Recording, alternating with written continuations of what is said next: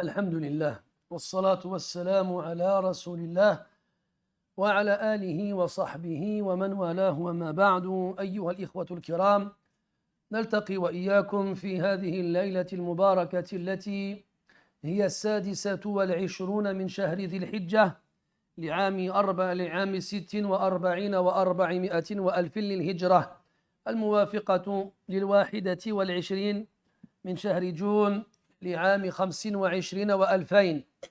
نستأنف مجالسنا التفسيرية التي نعقدها في هذا المسجد المبارك منذ سنين بحمد الله تبارك وتعالى وتوفيقه، ونعود والعود أحمد، ونسأله عز وجل أن يديم علينا نعمه بارك الله فيك ظاهرة وباطنة، وأن يسبغها علينا وعلى جميع المسلمين.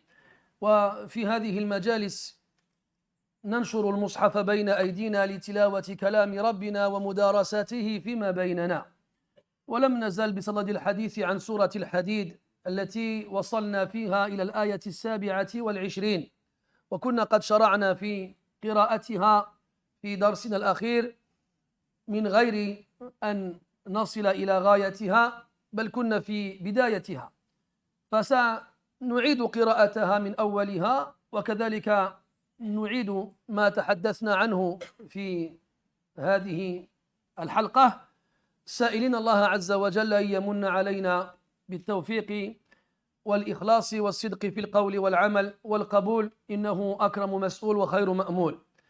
Mes très chers frères, nous nous retrouvons dans cette 26e nuit du mois de Dhul Hijjah de l'an 1446, c'est-à-dire le 21 juin 2025.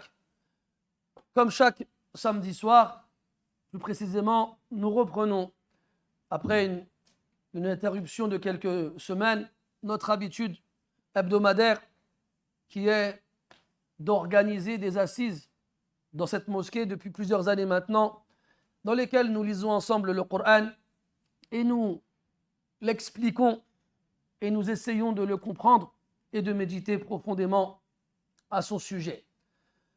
Toujours dans l'étude du 57e chapitre du Coran, intitulé Al-Hadid, le fer, nous nous sommes arrêtés lors de notre dernière rencontre au 27e verset de ce chapitre, sans pouvoir pour autant arriver à la fin de ce verset-là. Nous avions commencé à lire le début du verset, puis on a plus parlé en arabe qu'en français.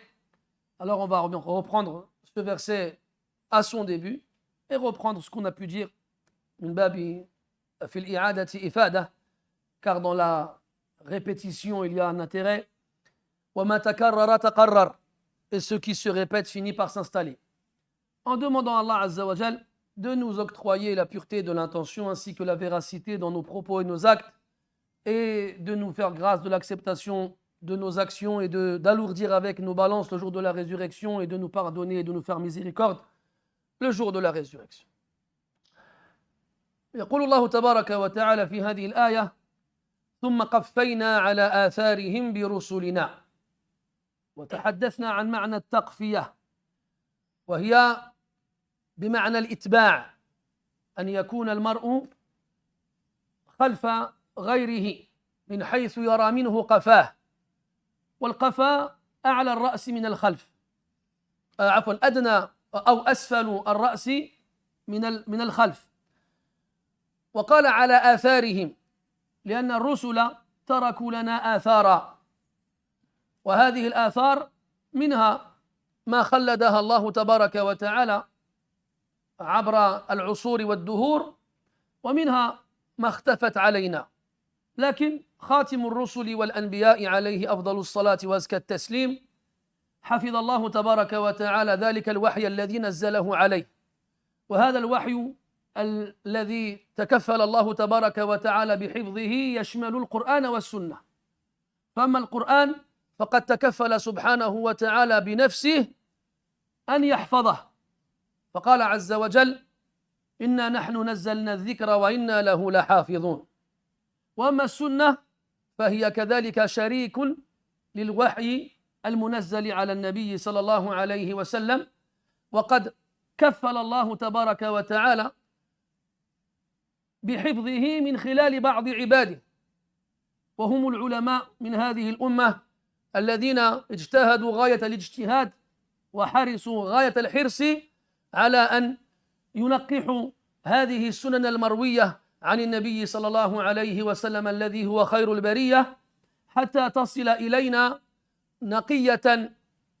نقية لا غبار عليها بإمكان كل متطلع عليها أن يميز بين سقيمها وصحيحها وهذا من فضل الله تبارك وتعالى علينا وهذا إن دل على شيء فإنما يدل على وجوب اتباع الرسول عليه الصلاة والسلام باعتبار الآثار التي خلفها وراءه عليه الصلاة والسلام فلا يمكن لأحد يشهد أن محمد رسول الله صلى الله عليه وسلم أن يدعي أنه متبع له من غير أن يرجع إلى آثاره ثم قفينا على آثارهم برسلنا فلا يمكن لك أن تكون متبعا لرسول الله صلى الله عليه وسلم إلا بمعرفتك آثاره التي تركه من بعده وبهذا تكون قادرا على أن تسلك سبيله الذي خطه بخط واضح لا يخفى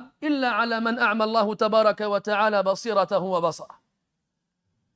Allah Ta'ala dit dans le début de ce verset ثم قفينا على آثارهم برسلنا ثم ensuite. Donc quand on dit ensuite, c'est que forcément il y a un rapport avec ce qui a été dit juste avant. Et juste avant, Allah Tabaraka wa Ta'ala nous a parlé de deux prophètes et messagers qui sont Nuh et Ibrahim alayhima as-salam. Quand il dit وَلَقَدْ أَرْسَلْنَا نُوحًا وَإِبْرَاهِيمَ et nous avons certes envoyé Nuh et Ibrahim وَجَعَلْنَا فِي ذُرِّيَّتِهِمَا النُّبُوَّةَ وَالْكِتَابَ et nous avons mis dans leur descendance la prophétie et le livre. فَمِنْهُمْ مُهْتَدٍ وَكَثِيرٌ مِنْهُمْ فَاسِقُونَ. Il y a parmi leurs descendants des bien guidés et beaucoup d'entre eux sont des pervers, désobéissants. ثُمَّ après cela, ensuite, قَفَّيْنَا. قَفَّيْنَا, c'est un verbe qui signifie faire suivre. Et ce verbe-là tire son origine sémantique de l'qafa. Et l'qafa, c'est la nuque, c'est la partie inférieure de la tête par derrière. On a appelé le fait de suivre quelqu'un qafa, car vu qu'il est derrière lui, forcément, il voit sa nuque. Donc on l'a fait suivre, on a fait suivre nos messagers sur leurs traces. ثُمَّ قَفَّيْنَا عَلَى آثَارِهِمْ بِرُسُلِنَا. Et là, il a évoqué un terme important qui sont les traces. Et les traces sont les pas laissés par celui qui est passé devant. Et cela signifie que les prophètes et les messagers ont suivi un chemin. Et en suivant ce chemin, ils ont laissé des traces derrière eux. Et que si nous voulons arriver là où ils sont arrivés, c'est-à-dire au plus haut degré auprès d'Allah subhanahu wa ta'ala, nous n'avons pas d'autre choix que de suivre le chemin qu'ils ont tracé après leur passage. Et les prophètes et les messagers ont laissé, comme on l'a dit, des traces qui ont été suivies par de nombreux croyants à travers les époques et les générations. Certaines de ces traces ont subsisté, d'autres ont complètement été effacées. Mais le prophète Muhammad sallallahu alayhi wa sallam, qui est le sceau de la prophétie et le dernier des prophètes, Allah tabaraka wa ta'ala s'est chargé personnellement de préserver la révélation qu'il a fait descendre sur lui. Et sachez que cette révélation-là, elle englobe autant le Coran que la Sunna, que la tradition prophétique. Quant au Coran, Allah tabaraka wa ta'ala nous a informé dans le Coran qu'il s'était chargé personnellement de le préserver et de le conserver. Il a dit subhanahu wa ta'ala inna nahnu nazzalna adh-dhikra wa inna lahu lahafidhun. C'est nous qui avons fait descendre le rappel et c'est nous qui allons le préserver et le conserver. Quant à la sunna, la tradition du prophète alayhi salatu wassalam, alors Allah tabaraka wa ta'ala a chargé certains parmi ses esclaves de la préserver. Qui sont-ils? Les héritiers des prophètes et des messagers, les savants de notre communauté. Des hommes qui ont fourni le maximum d'efforts possibles pour nettoyer de la façon la plus précise possible cette tradition qui nous est parvenue par le biais de nombreuses narrations et par le biais de nombreux narrateurs, de façon à ce que des règles aient été établies pour que des gens comme nous aujourd'hui puissent avoir accès à ces sources et être capables de distinguer le bon du mauvais parmi tout ce qui nous est à tout ce qui nous a été rapporté. Et donc ces traces-là, ces athar, sont les moyens pour nous de suivre les prophètes sur le chemin que Allah Ta'ala leur a tracé. وأن هذا صراطي مستقيما فاتبعوه ولا تتبعوا السبل فتفرق بكم عن سبيله. Voici mon chemin, il est droit, suivez-le. Et ne suivez pas les sentiers qui vous disperseront et vous éloigneront de son chemin. قل هذه سبيلي يدعو إلى الله على بصيرة أنا ومن اتبعني وسبحان الله وما أنا من المشركين. Dis, voici mon chemin, voici ma voie, mon sentier. J'appelle à Allah sur ce chemin-là avec clairvoyance, moi ainsi que ceux qui m'ont suivi, et qu'Allah soit sanctifié. Je ne fais pas partie de ceux qui lui associent quoi que ce soit. Et dans ce chemin, il a été tracé. Et cette voie a été suivie par les prophètes et les messagers. Et ils ont laissé derrière eux des empreintes, des traces, qui nous permettent de reconnaître ce chemin au milieu de tous les autres. Et de savoir que c'est celui qui mène vers Allah subhanahu wa ta'ala. قال العز بن عبد السلام والله لن يصلوا إلى شيء بغير الله فكيف يصلون إلى الله بغير الله. Al-Izz ibn Abd al-Salam, il disait, rahimahullah, par Allah, nul d'entre nous n'arrivera à quoi que ce soit sans Allah, azza wa jal. Comment alors pourrait-on arriver à Allah sans Allah, subhanahu wa ta'ala? Donc l'obligation formelle pour toute personne qui témoigne que Mohammed est le messager d'Allah, sallallahu alayhi wa sallam, de suivre les traces qu'il a laissées. Il a dit, alayhi salatu wa sallam, taraktukum ala al-mahajjati al-bayda. ليلها كنهارها لا يزيغ عنها إلا هالك. Il a dit alayhi salatu wassalam, je vous ai laissé sur une voie claire, de jour comme de nuit, ne s'en égare que quelqu'un qui est voué à la perdition. Et il a dit aussi alayhi salatu wassalam, taraktu fikum ma in tamassaktum bihi lan tadillu ba'di abada kitab Allah wa sunnati. J'ai laissé parmi vous une chose que tant que vous vous y cramponnerez, vous ne vous égarerez jamais après moi. Le livre d'Allah et ma tradition. Il a dit aussi alayhi salatu wassalam, فمن يعش منكم فسيرى اختلافا كثيرا فعليكم بسنتي وسنة الخلفاء الراشدين المهديين من بعدي عضوا علي تمسكوا بها وعضوا عليها بالنواجذ. Il a dit alayhi salatu wassalam, celui parmi vous qui vivra verra énormément de scissions, de divergences, de séparations. Alors accrochez-vous fermement à ma tradition, ainsi qu'à celle de mes califes, bien guidés et bien dirigés après moi. Cramponnez-vous-y et mordez-y avec vos molaires les plus robustes et les plus solides. ثم قفينا على آثارهم برسلنا. Surtout aujourd'hui, ce zaman, cette époque dans laquelle s'est réalisée une fois de plus une prophétie annoncée par le prophète alayhi salatu wassalam.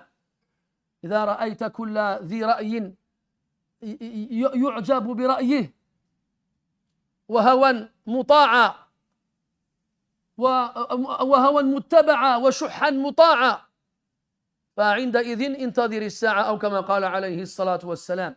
Quand il a dit alayhi salatu wassalam qu'à la fin des temps, tu verras que les passions seront suivies et que l'avarice sera obéie. Et que tout propriétaire d'une opinion sera séduit par sa propre opinion. Chacun donne son avis. Et chacun pense que son avis est meilleur que celui des autres. Et chacun est séduit par son propre avis. Encore plus à une époque où les moyens de diffusion des opinions n'ont jamais été aussi accessibles. N'importe qui, n'importe où, avec un téléphone, une connexion, se filme et dit aux gens, moi je pense que. Mais s'il nous parle de mécanique, ou de cuisine, ou de sport, peu importe. Et très rapidement, il trouvera des spécialistes dans chaque domaine qui lui diront, tais-toi, tu dis n'importe quoi. Mais le problème, c'est que ce genre de personnes-là disent, moi je suis musulman, et j'ai mieux compris que tout le monde. Écoutez-moi et suivez-moi. Et le problème, c'est que malheureusement, il trouve des gens qui l'écoutent et qui le suivent. Donc, au milieu de tout ça, de ce brouillard dans lequel chacun allume son phare en appelant à venir vers lui pour lui éclairer sa lanterne, sache que la seule lumière qui ne s'éteindra jamais, c'est celle du prophète, alayhi salatu wassalam, qu'Allah nous a laissé après lui et qui nous est parvenu jusqu'à aujourd'hui. Walhamdulillahi wal minna. Et un jour viendra où il n'y aura plus rien de tout ça. Un jour viendra où il n'y aura plus aucun savant qui pourra faire transmettre cette science-là aux générations futures. Ils mourront tous et la science mourra avec eux. Et à ce moment-là, les gens prendront ces ignorants et en feront leurs élites, en feront leur tête pensante, en feront leurs chefs qu'ils suivront et à qui ils demanderont des avis juridiques qui leur seront donnés avec ignorance et errance. ثم قال سبحانه وتعالى وقفينا بعيسى بن مريم وآتيناه الإنجيل وقفينا بعيسى بن مريم أي جعلنا عيسى بن مريم عليه السلام خاتمة أنبياء بني إسرائيل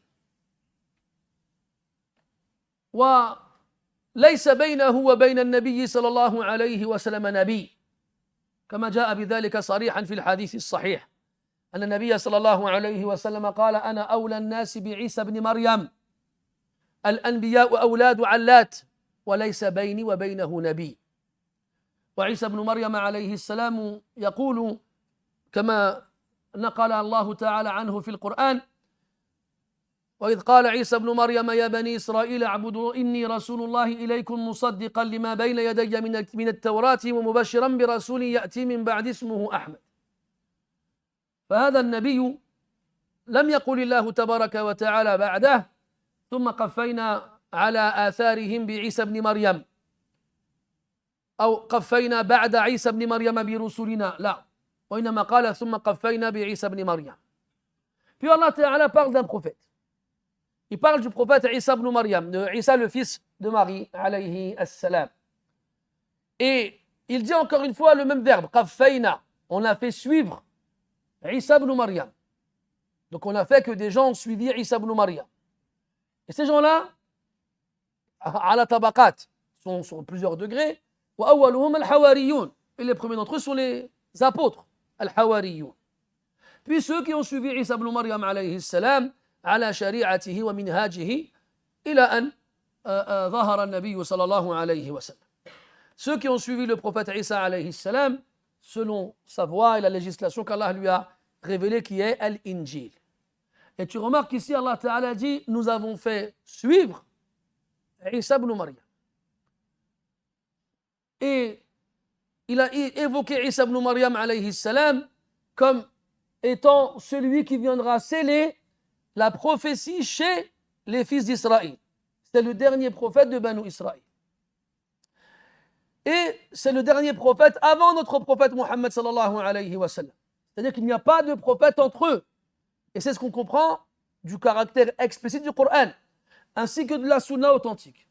Dans le Coran, on a ce verset, puis l'autre dans le Surat Saf, où Allah Ta'ala dit que Isa ibn Maryam a dit à Banu Israël qu'il était donc le messager d'Allah Ta'ala qui leur a été envoyé, qui vient confirmer ce qui a été révélé dans la Torah et qui vient leur annoncer la venue prochaine d'un prophète après lui qui s'appelle Ahmed. Donc lui dit après moi, et le prophète dit alayhi salatu wassalam, je suis le plus digne de Isa que. Puis il dit les prophètes sont les fils d'un même père et il n'y a pas de prophète entre moi et lui. Yani Isa alayhi salam. On avait dit la dernière fois qu'on avait évoqué dans un avis qui existe chez les Mufassirin, notamment dans l'explication de Surat Yasin, quand Allah Ta'ala dit وَاضْرِبْ لَهُمْ مَثَلًا أَصْحَابَ الْقَرْيَةِ إِذْ جَاءَهَا الْمُرْسَلُونَ إِذْ أَرْسَلْنَا إِلَيْهِمُ اثْنَيْنِ فَكَذَّبُوهُمَا فَعَزَّزْنَا بِثَالِثٍ فَقَالُوا إِنَّا إِلَيْكُمْ مُرْسَلُونَ. Dans Surat Yasin, Allah nous parle d'une qarya, d'une cité, à laquelle il a envoyé des messagers. Deux au départ, qui ont été renforcés par un troisième. Et certains savants dans le tafsir de ces versets nous disent qu'il s'agit de prophètes qui ont été envoyés entre Isa et le prophète Muhammad alayhi salatu wassalam. Cet avis, même s'il est, comment dirais-je, appuyé par de nombreux savants, il apparaît comme reposant sur des textes faibles. Et ce qui est authentique dans le Coran et la Sunna, c'est qu'il n'y a pas de prophète entre Isa et Muhammad alayhi salatu wassalam. Puis Allah il dit وَآتَيْنَاهُ الْإِنْجِيلِ. Et on a donné à Isa ibn Maryam alayhi السلام الإنجيل. قلنا أن الإنجيل إفعيل من النجل والنجل بمعنى الأصل ومنه الناجلان بمعنى الوالدين إذ هما أصلا الإنسان. وقيل أن الإنجيل مشتق من النجل بفتح الجيم وهو السعة أي شيء واسع. ولذلك قيل أن الإنجيل أصل العلوم والحكم، ويجد فيه بنو إسرائيل سعة بعد ضيق، حيث قال الله تبارك وتعالى: كل الطعام كان حلا لبني إسرائيل إلا ما حرم إسرائيل على نفسه من قبل أن تنزل التوراة. وقال عز وجل: وعلى الذين هادوا حرمنا كل ذي ظفر ومن البقر والغنم حرمنا عليهم شحومهما، الآية. فكانت الشريعة تضيق على بني إسرائيل كثيرا من أمور معيشتهم، فجاء الله تبارك وتعالى بالساعة على بني إسرائيل لما أنزل الإنجيل على عيسى بن مريم عليه السلام. فالمعنيان الأصليان من الإنجيل، من كلمة الإنجيل، موجودتان في معنى الإنجيل. وآتيناه الإنجيل، وقلنا أنه يجوز إطلاق كلمة الإنجيل على القرآن، وجاء ذلك في الحديث الذي رواه الطبراني عن عبد الله بن مسعود رضي الله عنه في صفة المسلمين في الكتب المنزلة المتقدمة، ومن ذلك أنه وصفوا بأن أناجيلهم في صدورهم، أي أنهم يحفظون القرآن، خلافا للأمم السابقة التي قل فيها من كان يحفظ كتبهم. في الله dit وآتيناه الإنجيل. Nous lui avons donné l'Injil, yani l'évangile. Le mot Injil en arabe tire son origine du mot Najl. Et un Najl en arabe fait référence à l'origine de toute chose. Et parmi le nom qu'on donne en arabe aux parents, An-Najilan, car ils sont l'origine de l'humain. D'autres ont dit que l'origine du mot Injil est An-Najal. Donc on a Najl avec le jim sakin et An-Najal avec le jim maftouh. Et An-Najal, qu'est-ce que ça signifie? La largesse, quelque chose de vaste. Et en revenant, en prenant ces deux sens d'origine du mot Najal ou Najl qui ont servi à la construction du mot Injil, on retrouve ces deux sens-là dans l'Injil. L'Injil a été décrite comme étant la base des sciences et des sagesses. Et on sait que Isa ibn Maryam, alayhi assalam, a donné énormément de sagesse lors de son passage sur terre. Et kadhalika, il y a dans l'Injil une ouverture et un élargissement dans les lois pour Banu Israël par rapport à ce qui leur avait été révélé avant la révélation de l'Injil. Quand on lit dans le Coran, on sait que Banu Israël a été concerné par des règles strictes et rigoureuses. Notamment quand Allah dit dans le verset Kullu at-ta'ami kana hillan li bani Israël illa ma harrama Israël ala nafsi. Toute la nourriture est illicite pour Banu Israël, sauf ce qu'Israël s'est interdit à lui-même. Et à partir de là, ce qu'il s'est interdit à lui-même était interdit pour ses descendants. Comme Allah dit dans l'autre verset, وَعَلَى الَّذِينَ هَادُوا حَرَّمْنَا كُلَّ ذِي ظُفُرٍ. Dans le verset de l'An'am, où Allah Ta'ala il cite précisément quels sont les types de nourriture d'animaux illicites à la consommation pour Banu Israël. Donc ils étaient concernés par des lois rigoureuses et strictes. Et avec l'Injil, ils ont eu le droit à une certaine facilité, à une certaine largeur, une certaine liberté par rapport à ce qui leur avait été révélé auparavant. Dans l'autre verset, il a dit وَجِئْتُكُمْ وَلِأُحِلَّ لَكُمْ بَعْضَ مَا حُرِّمَ عَلَيْكُمْ. Et pour vous rendre licite certaines choses qui vous avaient été rendues illicites. Donc l'Injil. Et on a le droit de nommer le Coran Injil parce qu'il contient ces deux sens-là, Aslul Ulumi wal Hikam, la base et l'origine des sciences et des sagesses, tout comme il contient pour les gens la liberté et l'aisance comment dirais-je, l'espace et la largesse, etc., etc. Comme dans le verset où Allah Ta'ala dit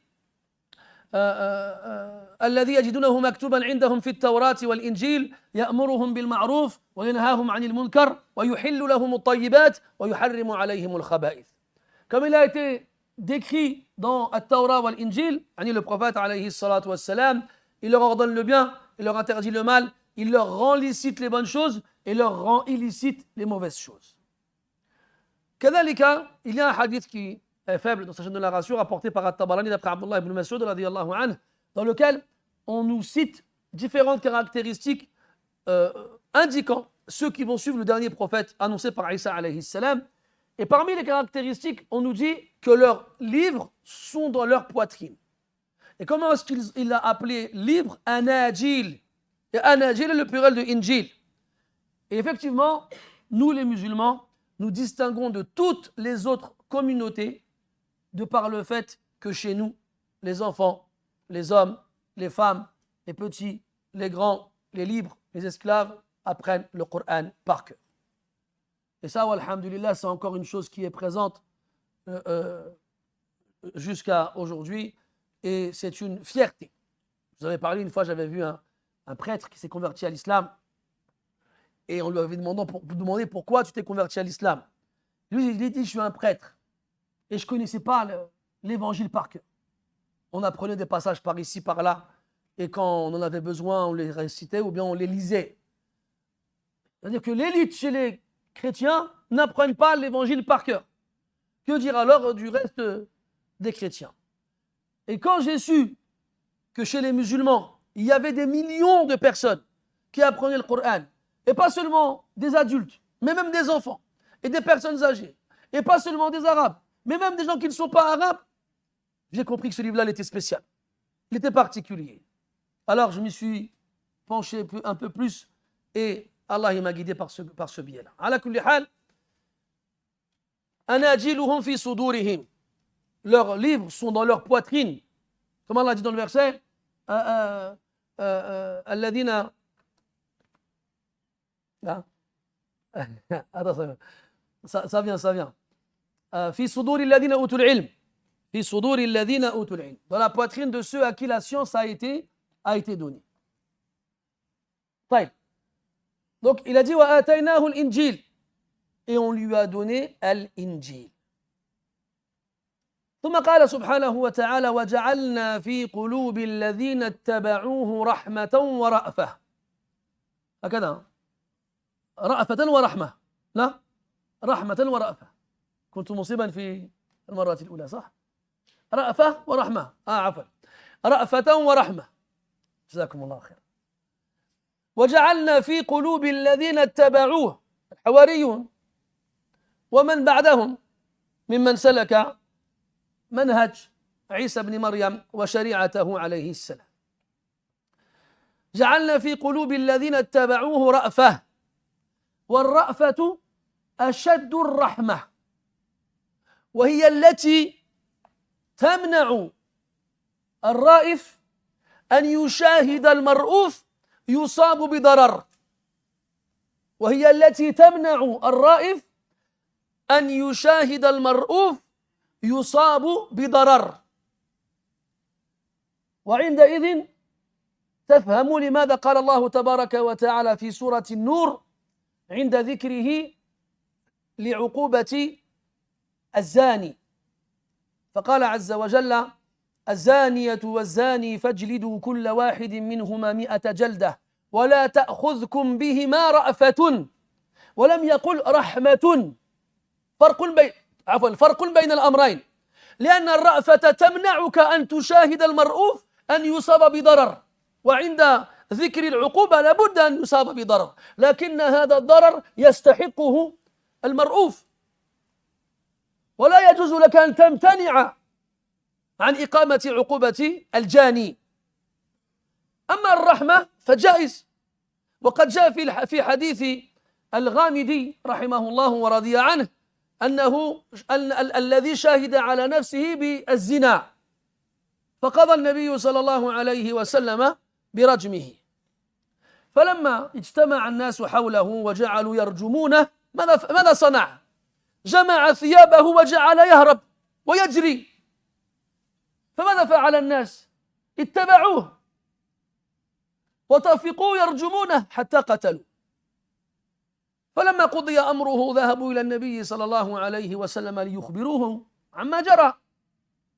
فلما أخبر أنه هرب وذهب قال ماذا صنعتم؟ قالوا اتبعناه وأجهدنا عليه، يعني قضينا عليه. فقال هل لا تركتموه؟ أليس فيكم رجل رحيم؟ أليس فيكم رجل رحيم؟ هنا ذكر الرحمة، هنا ذكر الرحمة. وفي الآية قال ولا تأخذكم بهما رأفة. فرق بين الأمرين. نعود إلى هذه الآية. قال وجعلنا في قلوب الذين اتبعوه رأفة ورحمة. والرأفة أشد الرحمة، فهي فرد خاص من أفراد الرحمة. وهذا يدل على أن أتباع عيسى بن مريم عليه السلام كانوا يخصون بعض الناس بأخص الرحمة التي هي الرأفة، ويعممون بقية الناس بالرحمة. هذا أمر. والأمر الثاني الذي قد يكون أهم من الأول هو قوله عز وجل وجعلنا في قلوب الذين اتبعوه.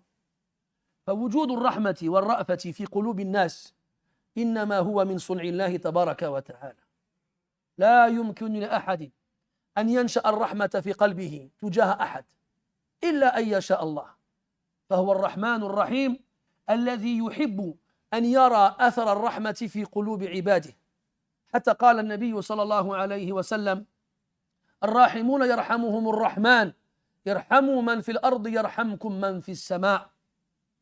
ويقول عليه الصلاة والسلام من لا يرحم لا يرحم. ويقول لرجل قال له قبل ذلك تقبلون صبيانكم؟ فنحن والله لا نقبلهم. فقال أو أملك شيئا إن كان الله قد نزع الرحمة من قلوبكم؟ نزعها. وقال عليه الصلاة والسلام ما نزعت الرحمة إلا من شقي، ما نزعت الرحمة إلا من شقي. وقال عليه الصلاة والسلام إن لله 100 رحمة، أنزل رحمة واحدة بين الجن والإنس والبهائم والهوام، فبها يتعاطفون وبها يتراحمون وبها ترحم الوحش ولدها. وأخر الله عز وجل 99 رحمة ليوم القيامة يرحم بها عباده. اللهم اجعلنا منهم. تفضل. ويقول سبحانه وتعالى وجعل بينكم مودة ورحمة. هذه الرحمة إن كانت في قلبك فاحمد الله عز وجل على أن خصك بها، فإن كثير من الناس لا سيما اليوم قد حرموا إياها. هذه الرحمة ليست من صنعك ولا من كسبك، وإنما هي هدية أكرمك الله تبارك وتعالى بها. وكذلك يقال أن النصارى فيهم أكثر من يدخل الإسلام من غيرهم في الأمم الأخرى لوجود هذه الرحمة والرأفة فيهم، وهذا أمر مشاهد. حتى قال الله تبارك وتعالى ولتجدن أقربهم مودة للذين آمنوا الذين قالوا إنا نصارى ذلك بأن منهم قسيسين ورهبانا وأنهم لا يستكبرون. فإذا رأيت أحدا حولك يغلب على ظنك أن الرحمة تملأ صدره بإذن الله عز وجل فاجتهد في إيصال الدعوة إليه وفي تبليغه رسالة رب العالمين، لعل الله تبارك وتعالى أن يهديه على يديك وتكون ممن حظي بقول النبي صلى الله عليه وسلم لن يهدي الله بك رجلا واحدا خير لك من حمر النعم. Puis Allah tabaraka wa ta'ala dit وَجَعَلْنَا فِي قُلُوبِ الَّذِينَ اتَّبَعُوهُ رَأْفَةً وَرَحْمَةً.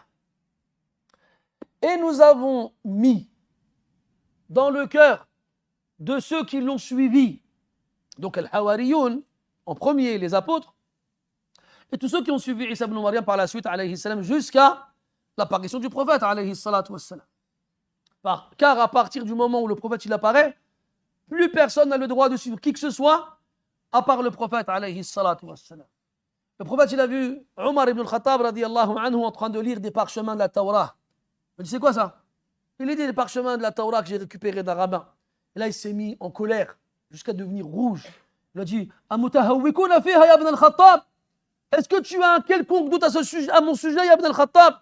Wallahi, law kana Moussa hayyan, lama wasi'ahu illa an yattabi'ani. Il dit, par Allah, si Moussa il était vivant, il n'aurait pas eu d'autre choix que de me suivre. Il n'aurait pas eu d'autre choix que de me suivre. Et ça, c'est un des sens du verset où Allah Ta'ala il dit وَإِذْ أَخَذْنَا مِيثَاقَ النَّبِيِّينَ وَإِذْ أَخَذَ اللَّهُ مِيثَاقَ النَّبِيِّينَ لَمَا أَتَيْتُكُم مِّن كِتَابٍ وَحِكْمَةٍ ثُمَّ جاءكم رسول من بعدها رسول مصدق لما معكم لا تؤمنن به ولا تنصرنه لا تؤمنن به ولا تنصرنه. على أحد القولين المذكورين في تفسير هذه الآية أن المقصود هو النبي صلى الله عليه وسلم, والقول الآخر أنه عام لجميع الأنبياء. المقصود dans le verset où Allah Ta'ala dit dans Ali Imran, et lorsqu'Allah il a pris l'engagement des prophètes, à chaque fois qu'un messager vient à vous avec une révélation qui confirme ce qui l'a précédé, vous allez croire en lui, vous allez le suivre. C'est un engagement qu'Allah il a pris de la part des prophètes, de suivre le prophète, alayhi salatu wassalam. Donc il n'y a pas d'argument pour celui qui dit non, nous reconnaissons que le prophète Mohammed est vraiment un prophète, mais nous on suit notre prophète. Non. Suivre ton prophète revient à suivre le prophète, alayhi salatu wassalam. Tu ne peux pas faire autrement. Donc il n'y a pas d'autre voie qui ramène à Allah et au paradis, si ce n'est celle qu'Allah a révélée au prophète Mohammed, alayhi salatu wassalam. Et donc, avant le prophète, alayhi salatu wassalam, il y avait ceux qui ont suivi Isa ibn Maryam, alayhi salam. Et ces gens-là, Allah, il l'a mis dans leur cœur de la ra'fa et de la rahma. Al-ra'fa, on le traduit en français comme étant la compassion. Et al-rahma, la miséricorde. Problème pour toi et moi qui venons du 93, c'est des mots qu'on n'utilise pas. Et même si on les utilise, on les entend, on ne sait pas vraiment ce que ça veut dire. Je ne parle pas pour vous, mais pour moi. Pauvre ignorant que je suis. On est d'accord que la dernière fois que tu as employé le mot compassion, c'est parce que tu avais un nécessaire que tu compares. Laisse tomber. Ala kulli hal, tout ça pour dire que ce n'est pas des mots qu'on utilise tous les jours. Et même si on les entend parce que c'est des mots, entre guillemets, très utilisés dans les traductions, on va les utiliser, mais sans savoir vraiment ça veut dire quoi. Compassion. Al-Ra'fa, sachez déjà premièrement que Al-Ra'fa, c'est une forme de miséricorde. Et cette miséricorde-là, elle a plusieurs degrés. Et son plus haut degré, c'est Al-Ra'fa, la compassion. Et tu connais le nom d'Allah, Al-Ra'ouf. Et tu connais sûrement quelqu'un qui s'appelle Abdel Ra'ouf. Abdel Ra'ouf, si tu nous entends. Ala kulli hal, Al-Ra'ouf. Et d'ailleurs, le prophète, Allah Ta'ala, il a décrit le prophète dans le Coran comme étant Ra'ouf. Bil mu'minin, Ra'ouf ar-Rahim. Ra'ouf. Qu'est-ce que c'est Ar-Ra'fa? Qu'est-ce que c'est la compassion? La compassion, en français, c'est le fait de partager avec autrui son sentiment. Compatir. Je compatis. On a la compassion, on a l'empathie, on a la sympathie. Tous ces mots-là qui partagent des racines communes, qui veut dire justement partager avec autrui quelque chose de particulier. Généralement, la compassion, c'est dans ce qui est douloureux, dans ce qui est triste. Et l'empathie, c'est plus général. C'est vraiment ressentir avec l'autre la même chose, quel que soit le sentiment qu'il ressent. Et donc, Ar-Ra'fa, pour rentrer dans le détail, qu'est-ce que c'est? C'est un sentiment d'amour, d'affection, de tendresse, de compassion, de miséricorde, tellement intense qu'il te rend insupportable le fait de voir la personne pour laquelle tu as cette ra'fa subir un mal. Tu ne peux pas, c'est insupportable. Tu dois intervenir, tu dois venir voler à son secours, tu dois t'interposer entre lui et celui qui lui veut du mal, le sauver. Ça, Raouf. On revient au verset où Allah il décrit le prophète, il a dit quoi? Azizun alayhi ma anittum. Azizun alayhi ma anittum, Al-anat, en arabe, c'est la difficulté. Quand le prophète sallallahu alayhi wa sallam voyait les musulmans dans la difficulté, c'était dur pour lui à supporter. Azizun alayh. Sa'b. C'était dur pour lui de voir et de supporter, de voir les musulmans dans la difficulté. C'est pour ça qu'il a dit bil mu'minin ra'ufur rahim, envers les croyants, compatissant et miséricordieux. Donc, ra'fa, c'est ce sentiment qui te fait éprouver vis-à-vis de quelqu'un une compassion telle qu'elle te rend insupportable le fait de le voir subir un mal. Tes enfants, on va pas aller loin. Tes enfants, si jamais ils vont jouer dehors, qu'ils reviennent en pleurant, avec du sang dans les genoux parce qu'il est tombé en vélo, bon, toi au début, nous, nos parents regardaient si le pantalon était déchiré. C'est pas grave si tu pleures, mais allez, tu saignes, c'est pas grave, tu vas pas mourir. Le pantalon. Puis finalement, au début, il est un peu en colère parce que tu t'es tombé, tu t'es fait mal, tu as déchiré ton pantalon. Puis finalement, il se rend compte que c'est grave. Là, il voit que ton pied est pend comme ça et il y a un problème. Alors là, la colère, elle se transforme en inquiétude. Tu t'attrapes, il te ramène dans la voiture, hop, il grille les feux rouges, il grille les stops, il grille les passages. Puis il arrive chez le médecin, mon fils il est tombé, regardez qu'est-ce qu'il a, le docteur il le prend, il disparaît avec. Et là, à ce moment-là, toutes les suppositions elles sont possibles et imaginables. Qu'est-ce qu'il a? Qu'est-ce qu'ils vont lui faire? Est-ce qu'il va guérir? Est-ce qu'il va retrouver l'usage de ses pieds correctement? Puis à ce moment-là, on le soigne, on l'opère, il est akhirihi, et tu rentres dans la chambre après l'opération. Et là, tu vois l'enfant, il est comme ça, il est crispé, il est tout rouge, il a des traces de différents produits sur le corps. Et là, tu le vois en train de souffrir. En tant que père, en tant que mère, c'est une situation que tu ne peux pas reconnaître si tu n'as pas eu d'enfant. Tu le vois comme ça en train de souffrir et tu ne supportes pas de le voir souffrir. Et si tu pouvais lui arracher tous les câbles qu'ils lui ont mis dans le corps, si tu pouvais lui enlever les plâtres qu'ils lui ont mis dessus, si tu pouvais appuyer quelque part pour qu'il se lève sans rien ressentir, tu le ferais. Si tu pouvais payer quelque chose pour qu'il n'ait plus mal, tu le ferais. Si tu pouvais remonter dans le temps pour éviter qu'il tombe, tu le ferais. Tu vois cette sensation que tu ressens à ce moment-là, c'est ça qu'on appelle la compassion. C'est l'insupportabilité de voir celui envers lequel tu as de l'affection souffrir, ressentir un mal, être touché par un mal. Et c'est le plus haut degré de Ar-Rahma. C'est le plus haut degré de la miséricorde. Et là, quand tu as compris la différence, eh bien, on va revenir à un autre verset où Allah Ta'ala il parle de Ar-Ra'fa. Et il nous interdit de faire preuve de Ra'fa envers un type de personne. Qui sont-ils? Les fornicateurs qui méritent une punition. Il a dit que vous ne soyez pas pris de Ra'fa envers eux. Envers eux. Pourquoi? Parce que Ar-Ra'fa, on a dit qu'est-ce qu'elle provoque chez toi? L'insupportabilité de le voir souffrir. Donc tu vas tout faire pour qu'il ne souffre pas. Et là, il y a un problème. Il y a le sentiment ressenti à l'égard du criminel qui mérite la punition. Et il y a l'application de la loi d'Allah Azza wa Jal. Et ce sentiment-là ne doit pas s'interposer entre l'application de la loi d'Allah Ta'ala et toi. Il ne doit pas s'interposer. Et donc ce verset nous apprend à faire la part des choses entre nos émotions et l'application du texte. Et elle nous fait comprendre aussi qu'on reste des humains. Allah, il n'a pas dit de ne pas ressentir de rahma envers eux. Il a dit ra'fa, pas rahma. Et là, on revient au hadith de Ma'iz, il s'appelle Ma'iz radiyallahu anhu al-Ghamidi, un compagnon du prophète alayhi salam qui est venu se livrer au prophète en lui disant j'ai forniqué. Il est venu devant lui. Il a regardé, il a dit ya Rasulallah aqim hadd Allahi alayhi. Applique sur moi la peine. Il a dit de quoi s'agit-il? Il a dit zana, il a forniqué. Ya Rasulallah, regarde d'ailleurs. Regarde d'ailleurs, il ignore. Alors il revient devant lui. Il lui répète la même chose. Il ignore une deuxième fois. Et une troisième fois. Et une quatrième fois. Il l'a fait témoigner 4 fois contre lui-même. Après, il demande aux gens, Abihi Junoun, est-ce qu'il est fou?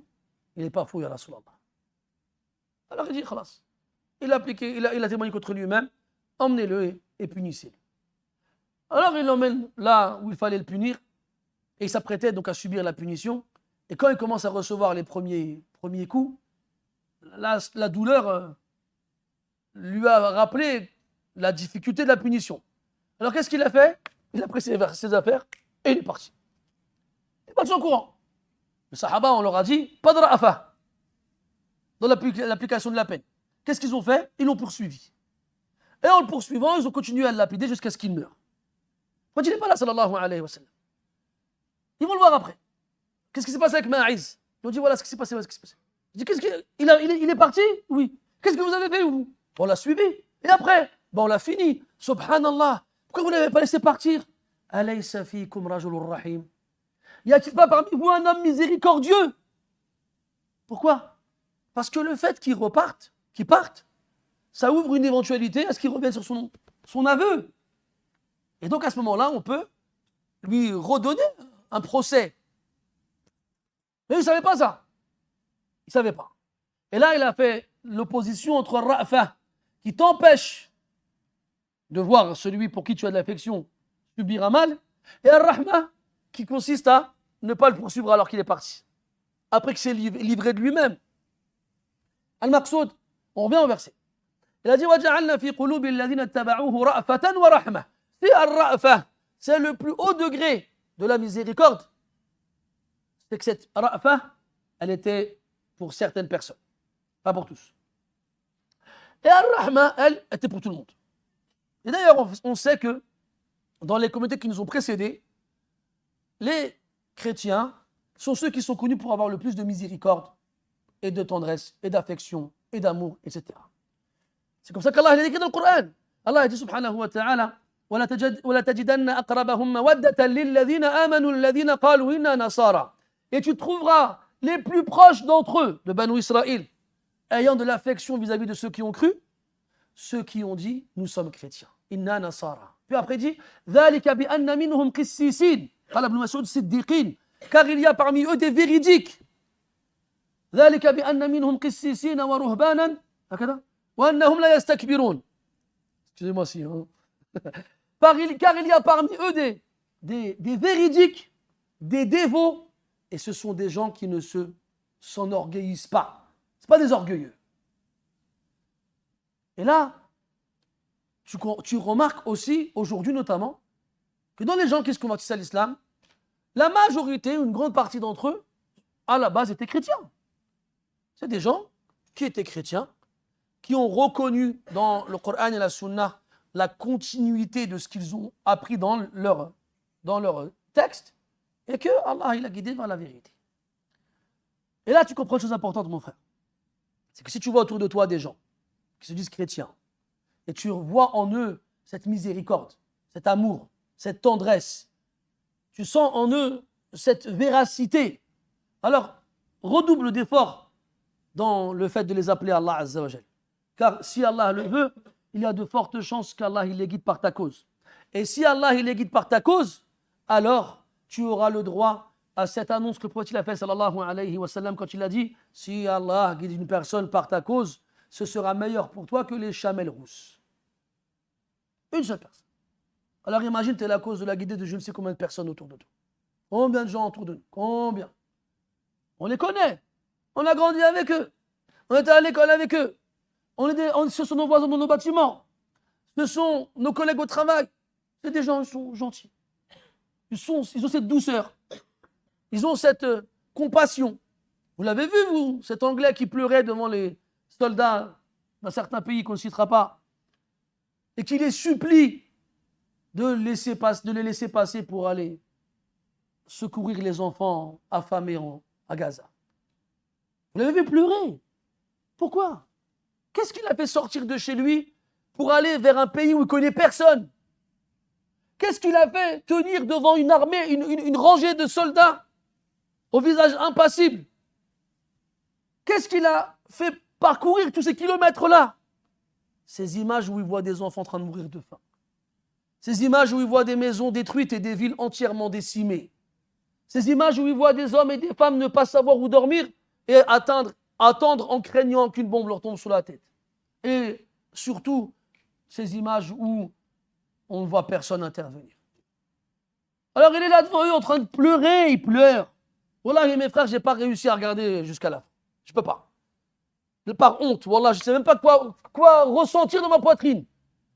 Je ne sais pas. Je suis là en train de regarder une vidéo d'un homme que je ne connais pas. Je ne sais même pas si c'est un musulman. C'est pas un musulman, je ne sais pas, c'est un anglais, je crois. Il disait au nom de l'islam, il disait. Au nom de l'humanité. Il s'est mis à genoux.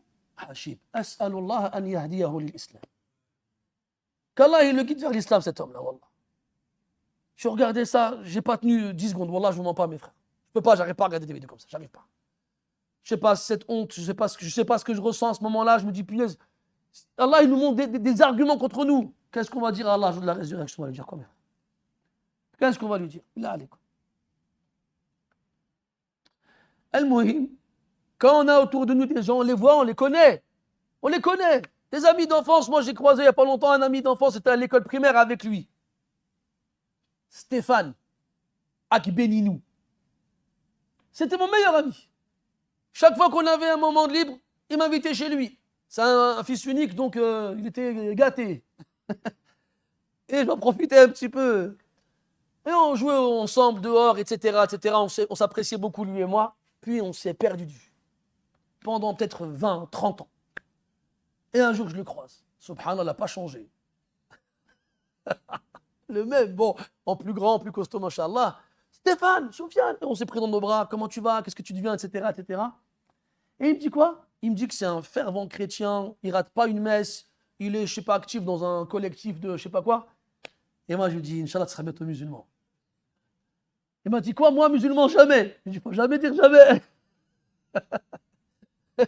Après, il me dit, c'est toi qui vas devenir chrétien. Je fais, c'est pas possible. Il me dit, pourquoi? Je dis, parce que moi, je suis déjà le prophète Isa, alayhi salam.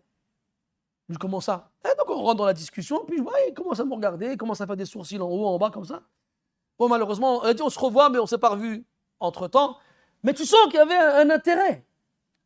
Contrairement à d'autres types de personnes qu'on ne citera pas. Après, Allah guide qui veut. Hein. Mais avec lesquels le discours, il est fermé. La discussion, elle n'est pas possible. Donc, il faut pas prendre... Vous savez, quand Allah il nous parle comme ça de ces gens-là, dans le Coran, c'est des messages qu'il nous donne. وجعلنا في قلوب الذين اتبعوه رأفة ورحمة ولا تجدن أقربهم مودة للذين آمنوا الذين قالوا إنا نصارى. Regardez le verset d'après. وإذا سمعوا ما أنزل إلى الرسول ترى أعينهم تفيض من الدمع مما عرفوا من الحق يقولون ربنا آمنا فاكتبنا مع الشاهدين وما لنا لا نؤمن بالله وما جاءنا من الحق ونطمع أن يدخلنا ربنا مع القوم الصالحين فأثابهم الله بما قالوا جنات تجري من تحتها الأنهار الآية. Regarde le verset qui suit, cette description qu'Allah a fait de ces chrétiens qui ont de l'affection envers les croyants, qui sont véridiques, qui sont dévots, qui ne font pas preuve d'orgueil. Quand ils entendent ce qui est descendu sur le messager, on vous le dit, on le répète mes frères, lisez-leur le Coran, faites-leur entendre la parole d'Allah Azza wa Jal, faites-leur entendre ce qu'Allah il a dit d'eux. Wallahib alayna, c'est une honte pour nous quand on sait que des chrétiens aujourd'hui, ils ignorent qu'on croit en Isa alayhi salam. Ils ignorent qu'on croit en Maryam alayha ridwanullah. Ils ignorent l'importance et le degré qu'ils ont dans notre communauté, dans notre religion. Ils ne le savent pas. Ça, ils ne savent pas. Comment c'est possible? Comment ça se fait qu'on vient, on fait des débats avec eux sur la Bible, avec des musulmans qui apprennent la Bible par cœur et qui rentrent dans les détails. Oui, verset ci, verset ça. Oh, on t'a pas demandé de faire ça, toi. On t'a demandé de leur lire le Coran. Lis-leur le Coran. وَإِذَا سَمِعُوا مَا أُنزِلَ إِلَى الرَّسُولِ. Il n'a pas dit إِلَى رُسُولِهِمْ. Et lorsqu'ils ont entendu, lorsqu'ils entendent ce qu'on a fait descendre sur le messager, Muhammad sallallahu alayhi wa sallam, qu'est-ce qui se passe? Tu vois leurs yeux se remplir de larmes. تَرَى أَعْيُنَهُمْ تَفِيضُ مِنَ الدَّمْعِ. Pourquoi? Parce qu'ils ont reconnu la vérité. مِمَّا عَرَفُوا مِنَ الْحَقِّ. يقولون. Et à ce moment-là, ils disent quoi? ربنا آمنا فاكتبنا مع الشاهدين. Ô Seigneur, nous avons cru, alors inscris-nous parmi ceux qui témoignent. Puis après ils disent وما لنا لا نؤمن بالله. Et pourquoi ne pas croire en Allah? ونطمع أن يدخلنا ربنا مع القوم الصالحين.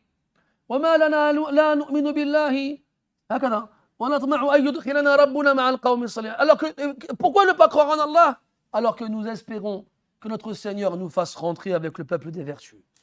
Et Allah, il les a guidés. Et Allah dit quoi dans Ali Imran?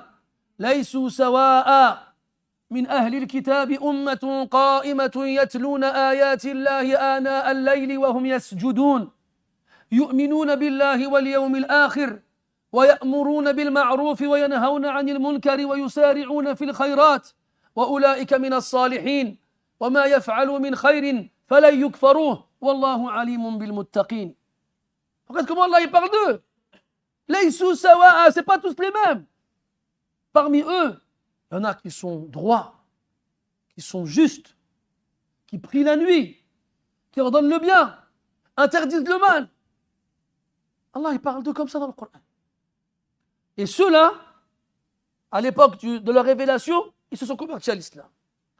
C'est d'eux qu'Allah Ta'ala dit أولئك يؤتون أجرهم مرتين بما صبروا. C'est à eux qu'on donnera leur récompense 2 fois multipliée par 2. Al-Muhim. C'est un message pour nous, mes frères, qui vivons dans un pays où ils sont beaucoup. Et pour qu'on ouvre les yeux et qu'on se réveille et qu'on leur fasse entendre cette parole qui peut-être sera la cause de leur guider. Al-Muhim, Allah il a dit وَجَعَلْنَا فِي قُلُوبِ الَّذِينَ اتَّبَعُوهُ رَأْفَةً وَرَحْمَةً. Encore un détail important sur lequel on a tendance à passer sans s'arrêter. Allah il dit c'est lui qui a mis dans leur cœur cette ra'fa, cette rahma. Et ça c'est un détail très important. Et c'est ce qu'Allah nous dit dans le Coran. Il nous dit cette miséricorde qu'on a dans le cœur, c'est lui qui l'a mis dedans. Il a dit subhanahu wa ta'ala en parlant de l'homme et de son épouse وَمِنْ آيَاتِهِ أَنْ خَلَقَ لَكُم مِّنْ أَنفُسِكُمْ أَزْوَاجًا لِتَسْكُنُوا إِلَيْهَا وَجَعَلَ بَيْنَكُم مَّوَدَّةً وَرَحْمَةً. Et parmi ces signes, qu'il a créé de vos propres personnes une épouse afin que vous vous reposiez auprès d'elle. Et il a mis entre vous affection, mawaddatan wa rahma, et miséricorde. Mawaddatan wa rahma. Donc Allah Azza wa Jal, c'est lui qui a mis entre nous cette rahma. C'est lui qui a mis dans nos cœurs cette miséricorde. Il dit alayhi salatu wassalam, Allah possède 100 miséricordes. Il a fait descendre une miséricorde entre les djinns, les êtres humains, les bestiaux et même les insectes. Wal hawam. C'est par cette miséricorde-là que toutes ces formes de vie ont de la miséricorde entre eux et de l'affection entre eux et de la gentillesse entre eux. Même l'animal sauvage, il en a envers son propre enfant. Une seule miséricorde pour toutes les créatures sur terre, depuis le début de la création jusqu'à la fin. Et les 99 qui restent, il les a gardés pour le jour de la résurrection pour les croyants. Seulement pour les croyants. Et il y a un homme, il s'appelle Al-Aqra' ibn Habis, un bédouin de l'époque du prophète, alayhi salatu wassalam. Il vient voir le prophète, alayhi salatu wassalam, un jour où il est avec un de ses petits-enfants. Et il voit le prophète embrasser son petit-fils. Il s'étonne. Il dit, vous embrassez vos petits-enfants? Vous embrassez vos enfants? Nous, on ne les embrasse pas. Dans une version du hadith, il dit, j'ai 10 enfants, je n'ai jamais embrassé un seul. Et après, tu lui as répondu, qu'est-ce que je peux faire si Allah a enlevé de vos cœurs la miséricorde? Il a enlevé de vos cœurs la miséricorde. Il a dit dans notre hadith, sallallahu alayhi wa sallam, Ma nuzi'ati rahmatu illa min shaqi.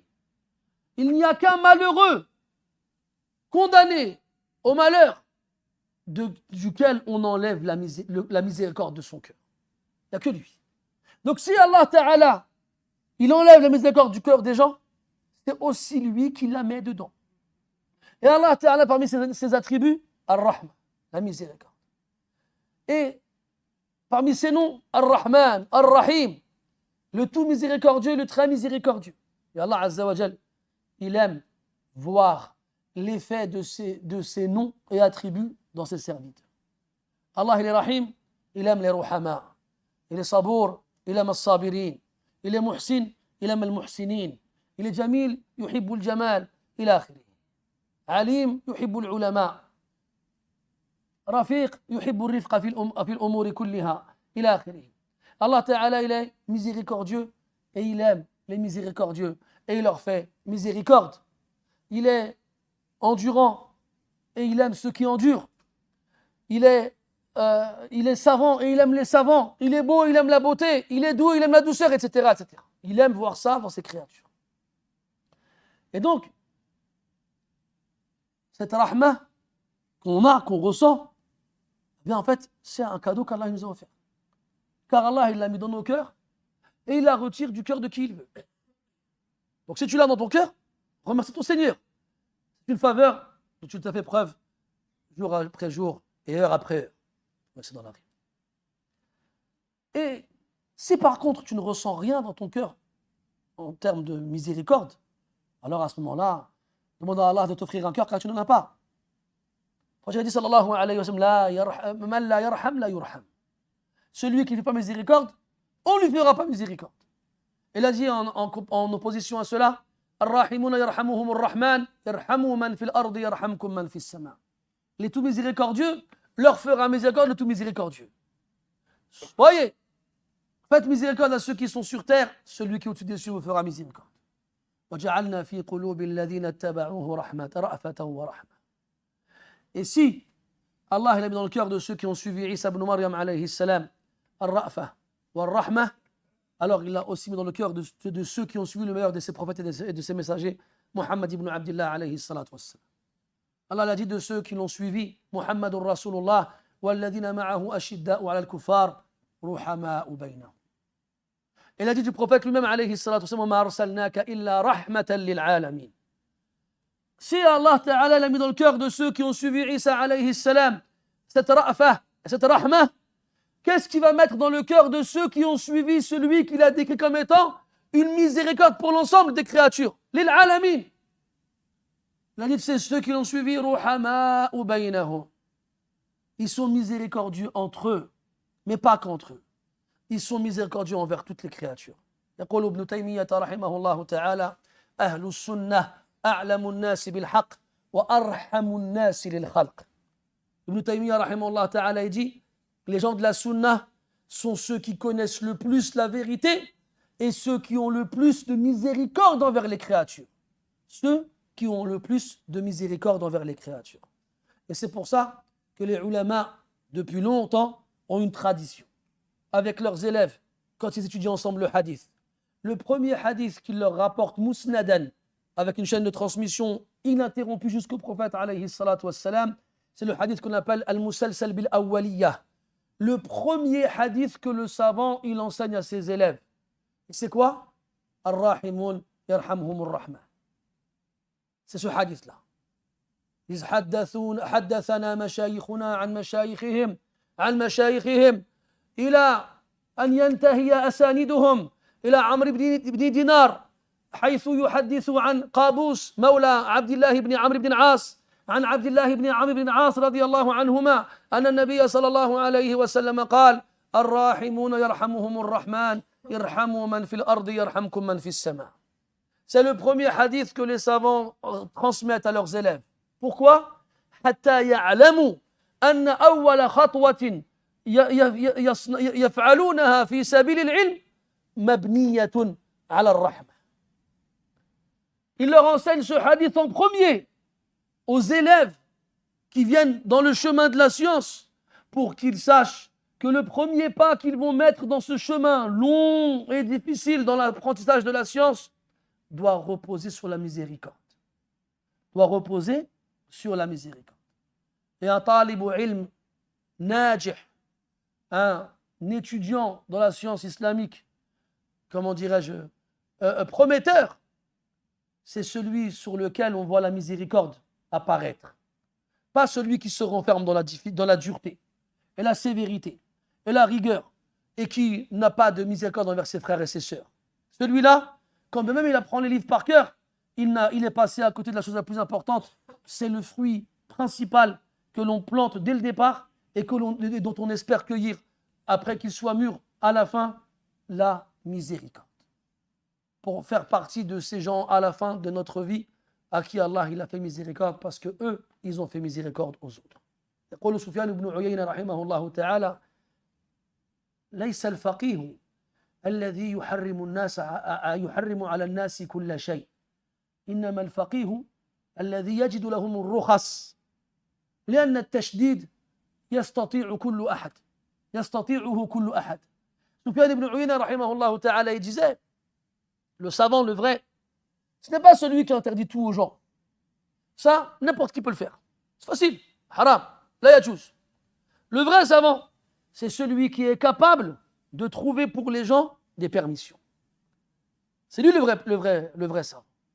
Al-Muhim, on revient au verset وَجَعَلْنَا فِي قُلُوبِ الَّذِينَ اتَّبَعُوهُ رَأْفَةً وَرَحْمَةً. هناك أمر أيضا آخر جدير بالذكر، وهو أن العلماء قالوا أن عيسى بن مريم عليه السلام إنما بعث لبني إسرائيل لتهذيب نفوسهم وتليين قلوبهم القاسية. فإن الله تبارك وتعالى ذكر في غير ما موضع من كتابه أن قلوب بني إسرائيل كانت قاسية. يقول سبحانه وتعالى ثم قست قلوبكم من بعد ذلك فهي كالحجرة أو أشد قسوة. ويقول عز وجل ثم قست ألم يأن للذين آمنوا أن تخشع قلوبهم لذكر الله وما نزل من الحق ولا يكونوا كالذين أوتوا الكتاب من قبل فطال عليهم الأمد فقست قلوبهم.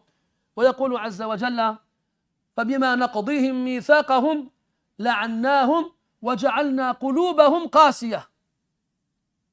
فكانت قلوب بني إسرائيل قاسية للغاية، ولأجل ذلك بعث الله عز وجل بينهم عيسى بن مريم ليهذب نفوسهم وليلين قلوبهم.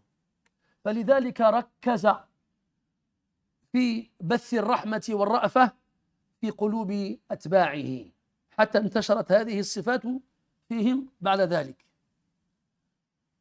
Il y a un élément essentiel et d'une importance capitale qui doit être cité à ce moment-là.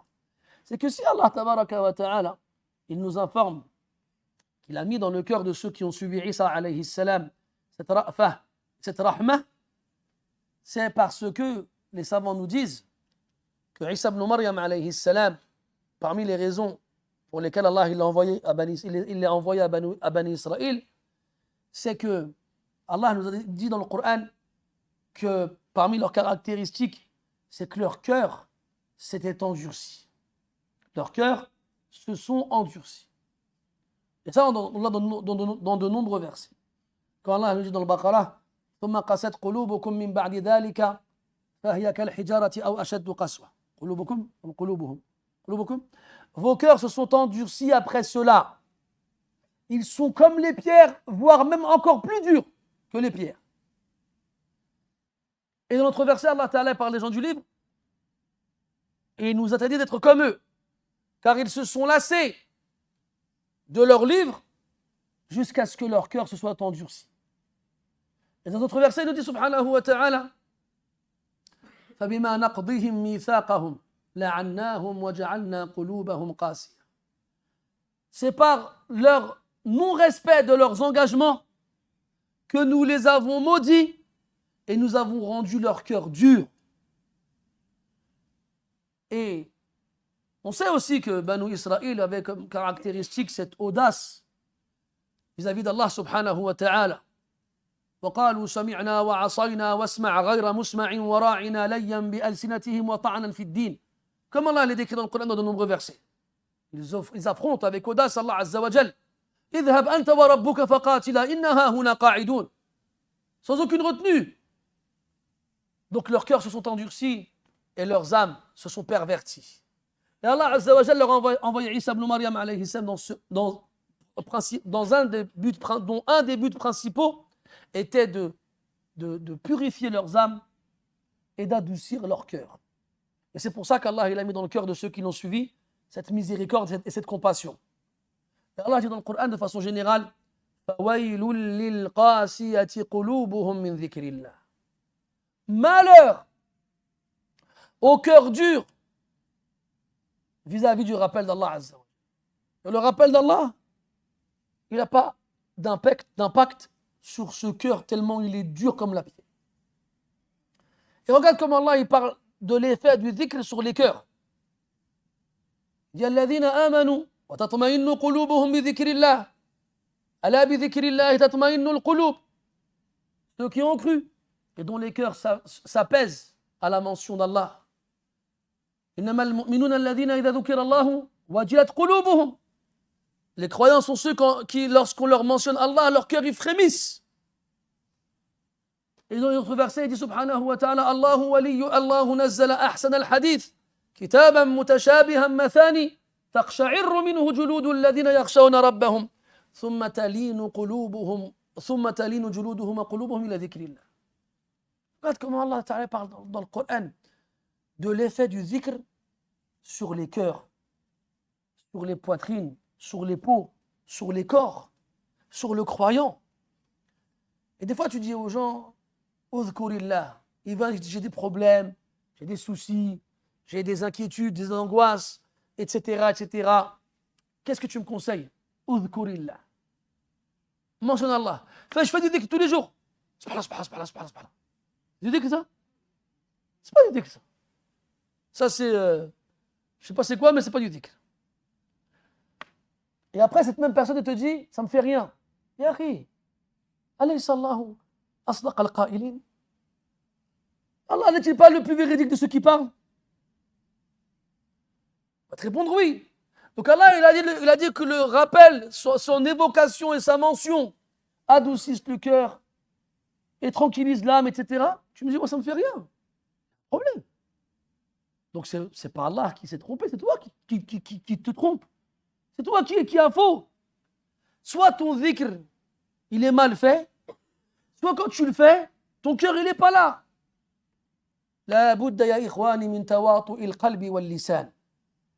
Si tu veux que le dhikr, il ait un impact sur toi, il faut que ta langue et ton cœur ils soient superposés. Ils bougent en même temps.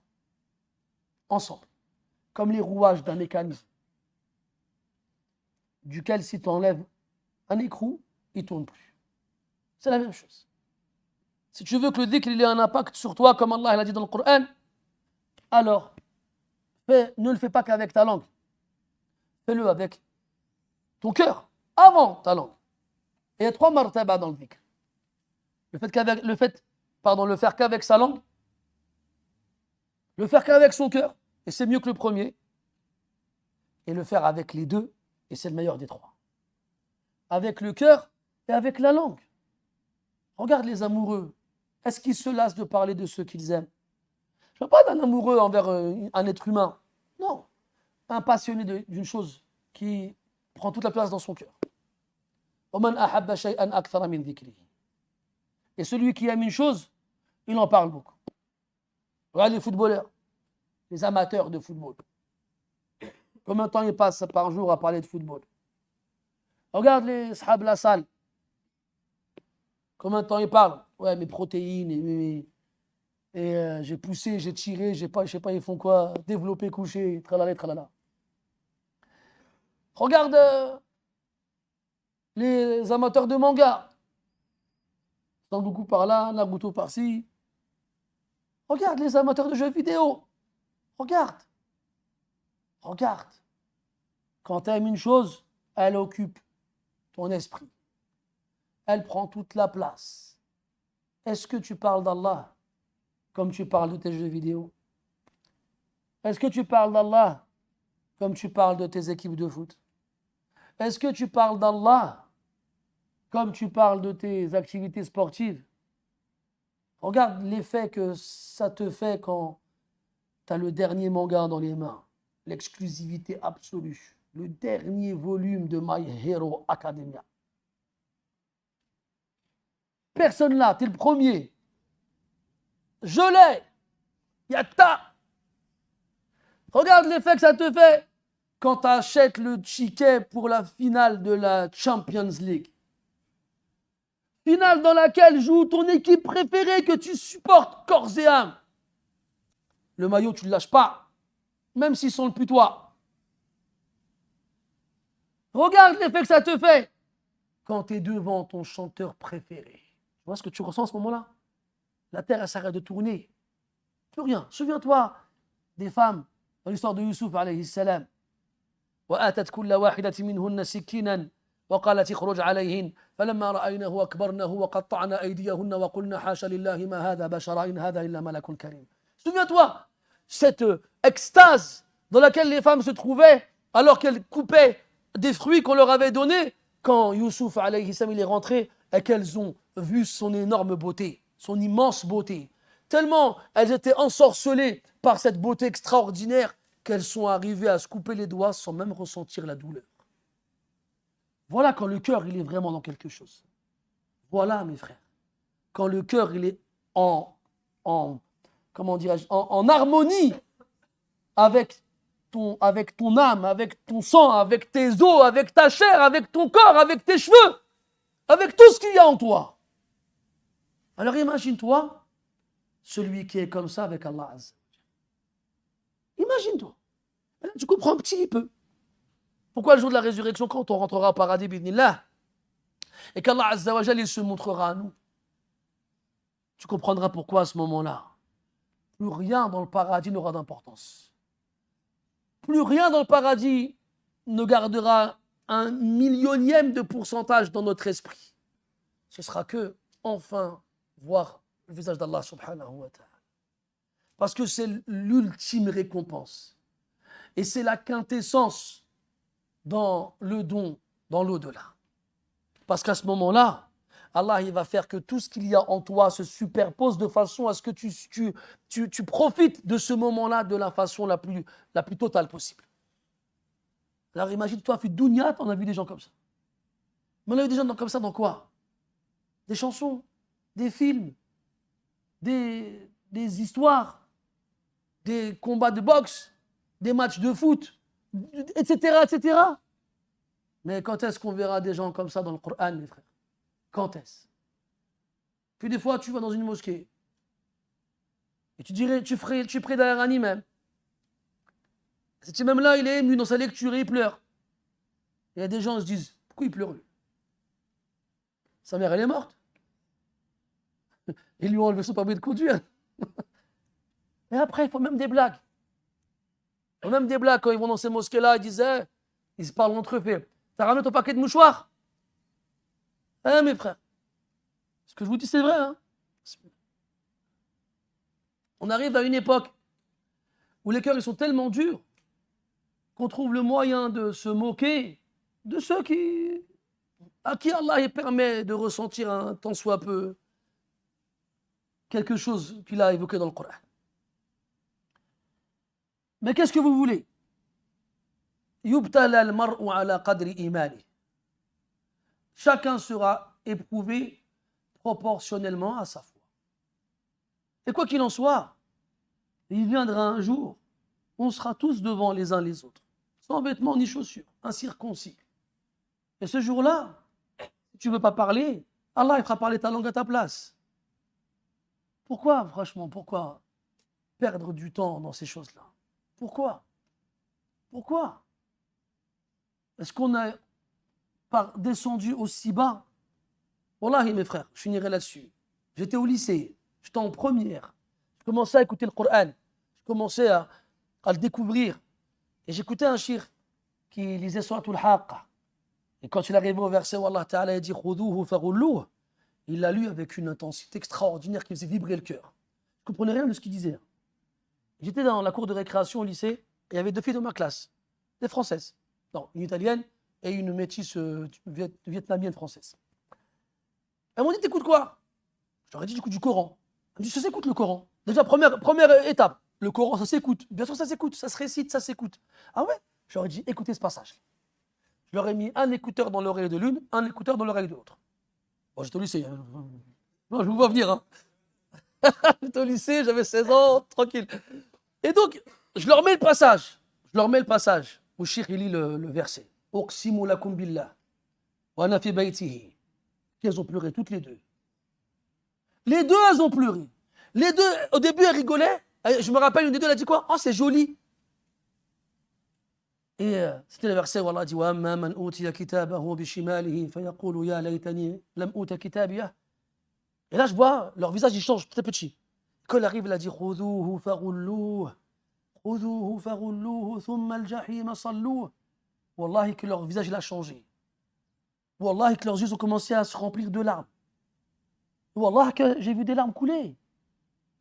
Je leur ai dit, pourquoi vous pleurez? Je sais pas, mais ça m'a fait quelque chose. Subhanallah. Des koufars qui ne comprennent pas l'arabe.